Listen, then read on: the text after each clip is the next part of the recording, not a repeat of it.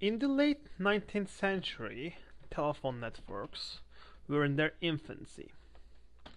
In order to call anyone, one will first call the operator, and the operator will connect the call. However, an undertaker named Almond Stroger was not happy about the operator. Stroger suspected that his customers were being intentionally directed to his rival by the operator because of a close relationship. In order to take the operator out of the picture, he introduced a new way of calling people, an electromechanical switch, which is also known as Stroger switch. With this invention, he gave the customers the ability to call him directly without talking to the operator. So if we summarize what happened, first of all, the people who control the network, it is the operator in this case, discriminated traffic. Such discrimination had a negative business impact on Stroger. So the network, not the customer, decided who will get the business. Secondly, the invention of the electromechanical switch brought neutrality to the network in general. Now, the customer, not the network, decided who will get the business. The power of decision making went from the network to the customer. So, why do I even mention an event that happened over 100 years ago? Because the two previously mentioned points, network discrimination and neutrality brought by electromechanical switch, are at the heart of the current debate. Actually, the main question about network neutrality is whether the network owner or provider can discriminate traffic based on its type or its origin. If so, what is the extent of it? To understand this debate better, we first have to look at the developments in telephone and data networks, and then developments in policy, and finally to the networked information economy, which is an economy based on social production. So let's first start with telephone networks. Since the invention of the Stroger switch, networks, or the switches, became more intelligent while the end devices stay dumb. Meaning that services or applications were provided by the network, not the end devices. For example, signal system number 7 network, which is a network that is used all over the world, provides services like 800 number calling or number portability. Such services are provided by the intelligent network elements, and the dumb endpoints like this just use these services. So we can say that telephone networks are network-centric, meaning that the intelligence resides at the center of the network. Now let's go to the data networks. The intelligence, meaning the services and applications, has shifted from the network to the end devices. The main purpose of the network is to transport packets, which are created by the end devices. This is not a coincidence. Actually, it's the direct outcome of end-to-end design of the internet. In this design, the endpoints, not the network, provide the services or applications. For example, an email which is created by the end device is sent to another end device. In this case, the job of the network is to carry this email to its final destination and nothing else. We can conclude that data networks are end-user centric, meaning that they are decentralized. The intelligence resides at the endpoints. Now, let's take a look at two time-sensitive data like voice or video, which require low delay for successful transport. For instance, a delay like this is not desirable. In order to provide quality of service, meaning that the packets arrive to their location on time, network assistance is needed. For example, in case of a congestion, the network needs to prioritize time-sensitive packets to provide low delay. This means that the network becomes more intelligent and carries the characteristics of telephone networks. This also means that it distances itself from end-to-end design. Now, let's look at two developments in policy. Telecom Act of 1996 defined two types of services: telecommunication services and information services. Telephone companies, which are the carrier of telecommunication services, were heavily regulated in this act, while the information service carriers, like cable companies, were lightly regulated. One can interpret this as government's support for broadband expansion. FCC is also a supporter of broadband expansion. It intervenes whenever it sees a threat to it.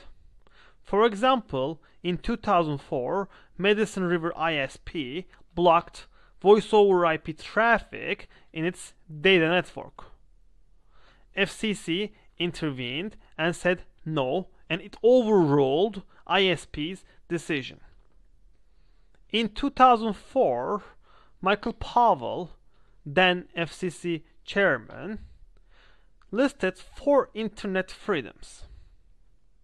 First one is the freedom to access content, meaning that people should be able to access to the legal content of their choice. Secondly, people should be able to run their choice of applications. Third, people should be able to attach any personal device that does not harm the network. And last, people should be able to learn clearly what their service plan is about. These listed freedoms were not a regulation, but they were a request from the industry. In 2005, FCC Chairman Kevin Martin stated that no regulation was needed if the industry continued to respect these internet principles. So why try to maintain these principles? Because the benefits of the internet are just humongous. Yohai Benkler actually explains these benefits in his book called Wealth of Networks. Benkler coins a term called networked information economy, which is driven by social production. So what are the characteristics of this social production? First of all, it is a non-proprietary production. For example, the famous operating system Linux is an open source software where the code is open to everyone who would like to read it, copy it, or edit it. Secondly, it is a non-market production, meaning that it acts outside of the market sphere. For example, a very popular browser called Firefox is available to everyone for free. And the last characteristics of the social production is mass collaboration. Such mass collaboration creates wonders like the online encyclopedia Wikipedia. This online encyclopedia is literally being edited by millions all over the world. Benefits of social production are humongous. Let's first start with individual freedoms. As the cost of computers decreased, the individual's ability to access to the information or contribute to the information became possible. Now individuals are not bound by capital investments. Network information economy increases individuals' freedom to do something for themselves or by themselves. Network information economy provides greater cultural freedoms to individuals by allowing them to contribute into culture without financial concerns. For example, Da Vinci Automata is a blog based on the clockpunk genre of science fiction. The contributors of this blog are able to express themselves by just preparing a website. The readers of this website are able to experience this unique culture which was not bound by financial concerns. Network information economy also provides greater political freedom where views can be easily accessible in the public sphere. For example, MoveOn.org is a political website where views are accessible by anyone who has internet connection. Network information economy also provides greater justice and development around the world. Such goal is achieved by providing free tools to the masses which effectively lower the cost of education. Linux, Firefox, OpenOffice, and Ubuntu are examples of free software. As seen in this diagram, increased education is directly related to increased GDP per capita, which is directly related to health and life expectancy in a country. The availability of free tools allow people to participate and benefit from the production. This means that more people have more chances to participate and benefit from the offered goods in the world. Network information economy also provides economical gains. For example, IBM makes more money with social production tools like Linux than its proprietary production. As seen in this diagram, as of year 2002, the revenues that are generated by Linux-led services are higher than proprietary production. So, why do I mention network information economy in a network neutrality presentation? Because those who support network neutrality want to maintain and improve network information economy because it provides all of the previously mentioned benefits. And the main driver behind all of these benefits is the end user. End-to-end design, which is the basis of the internet, empowers the end user to contribute and benefit from the network information economy.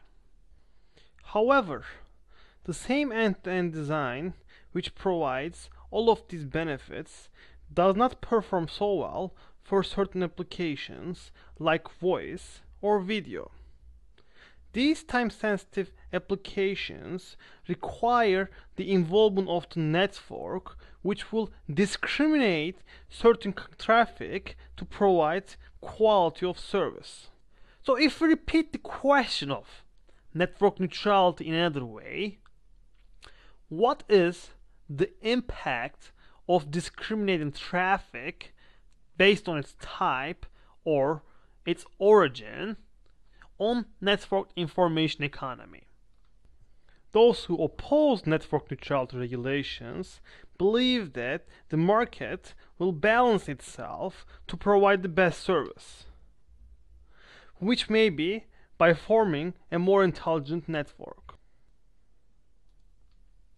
And those who support network neutrality regulation believe that market alone will not provide the best solution, and the market will be skewed towards the network rather than the end user, which may harm the benefits of end-to-end design. To answer the question of whether there should be a network neutrality regulation, following 5 points must be considered.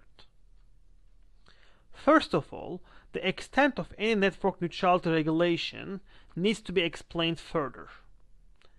Being against or for network neutrality regulation does not mean much without knowing details of such regulation.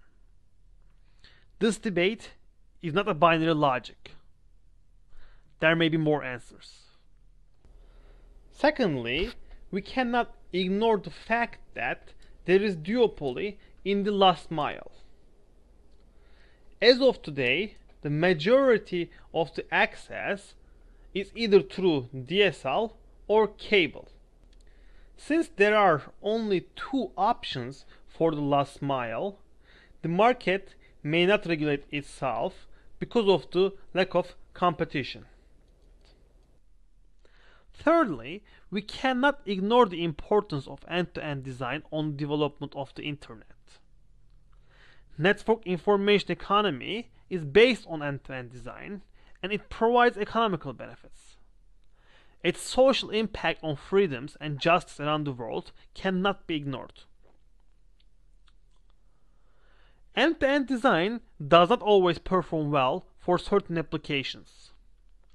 Therefore, network providers should be able to benefit from vertical integration to provide quality of service. However, such integration should just favor applications, not companies. In my opinion, networks are public infrastructures that bring many positive externalities. This does not mean that the companies that deploy networks should be exempt of making money. But the social benefits of the networks cannot be ignored. I believe that these 5 points need to be considered for a healthy debate, which will hopefully provide a healthy answer to our question. Thank you.